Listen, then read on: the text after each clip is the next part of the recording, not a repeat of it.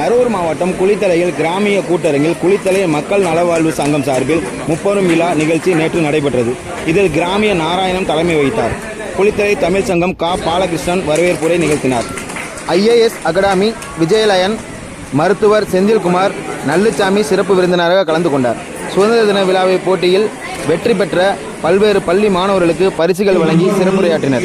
இதில் கல்லூரி பேராசிரியர் மற்றும் தாளாளர் ஜெயராமன், குளித்தலை நகரமன்ற தலைவர் சகுந்தலா பல்லவி ராஜா, வணிகர் சங்க தலைவர் கரூர் கண்ணதாசன் ஆகியோர் கலந்து கொண்டு சிறப்புரையாற்றினர்.